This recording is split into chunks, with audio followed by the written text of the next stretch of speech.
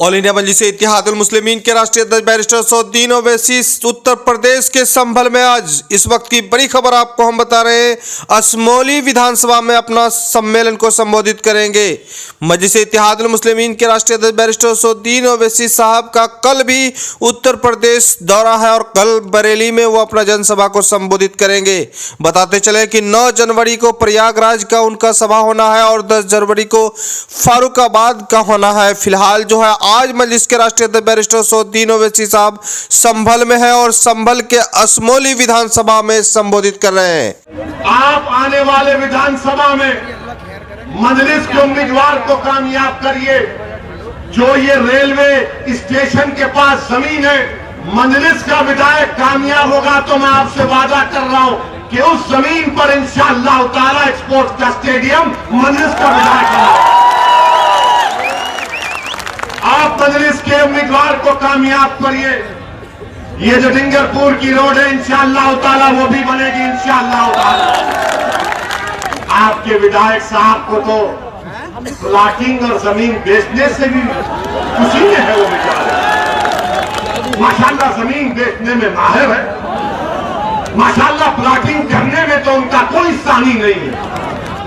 मगर विधायक साहब को न डिंगरपुर की रोड की फिक्र, न रेलवे स्टेशन के बाजू जो जमीन है स्टेडियम की फिक्र, मगर यही बोलेंगे कि ओवैसी को वोट मत दो, बीजेपी आ जाएगी।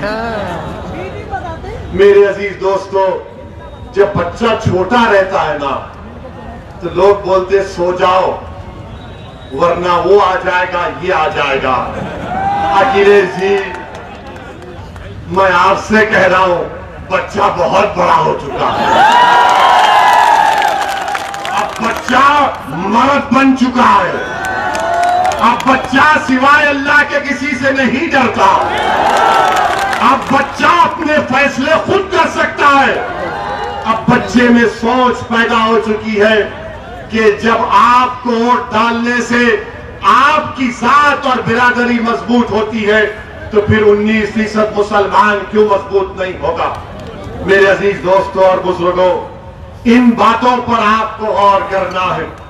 मुरादाबाद के जिले में आया हूं तो ये बात कहना बहुत जरूरी है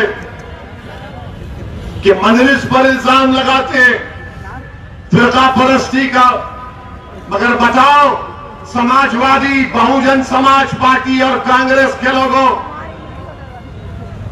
13 अगस्त 1980 को मुरादाबाद शहर में क्या हुआ था?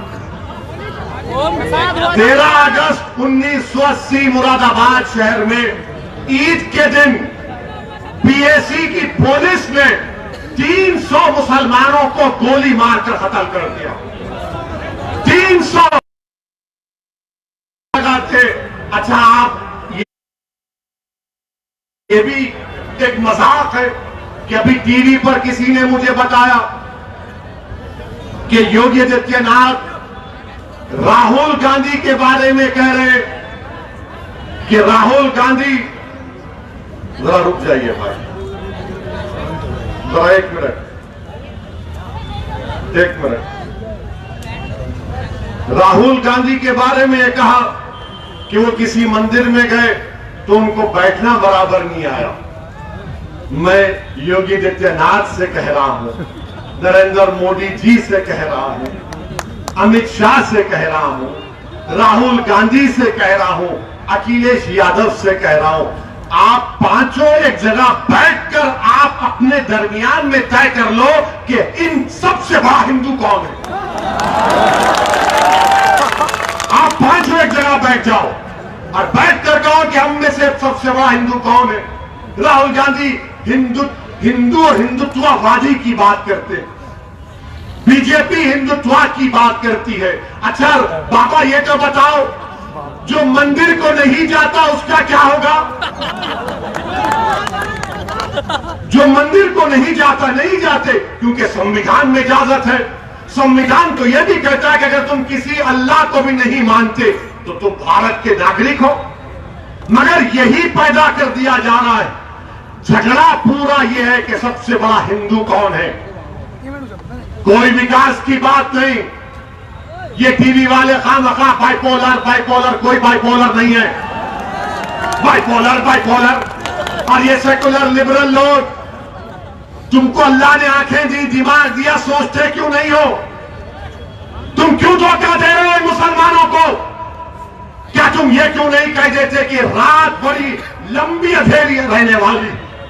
हाँ, इस मुल्क में हमारे हिंदू भाई हैं जो आज भी भारत के संविधान को मानते हैं, मगर इस अंधेरी रात में उनका मौक़िफ़ एक जुगनू की तरह है। जो जुगनू अंधेरी रात में चमकता है ना, उस तरह से है।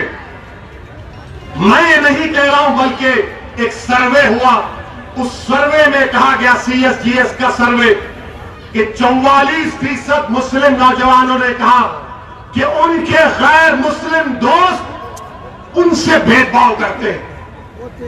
बताओ, वो नौजवान जो कौम और मुल्क का मुस्तकबिल है, क्या लेकर आगे बढ़ रहा है? 2019 के चुनाव में क्या अखिलेश और BSP एक नहीं हुए?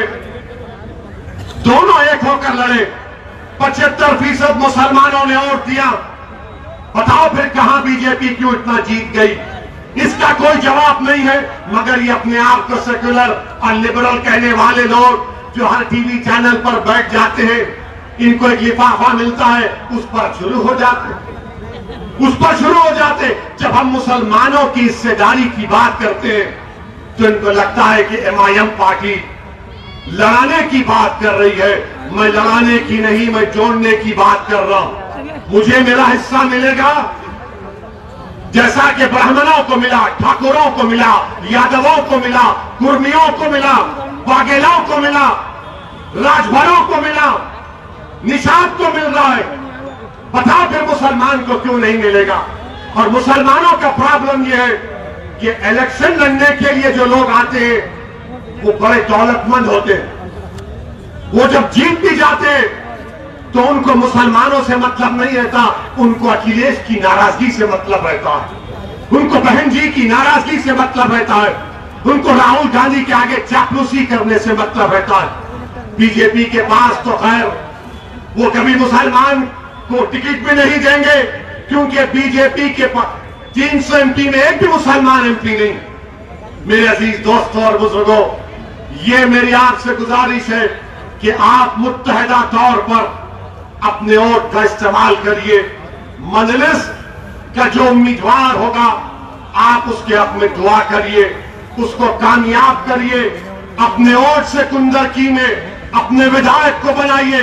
यकीनन हमारा पूरी कोशिश यह है कि दोबारा बीजेपी की सरकार ना बने उत्तर प्रदेश में, दोबारा योगी आदित्यनाथ इस प्रदेश के मुख्यमंत्री ना बने। मगर याद रखो, मुझे अपना हिस्सा भी चाहिए। मैं 60 साल तक कांग्रेस को अपने कंधों पर बिठाया हूं। मैंने 60 साल तक समाजवादी, BSP सबको वोट दिया, मगर इन सब ने क्या किया? सत्ता हासिल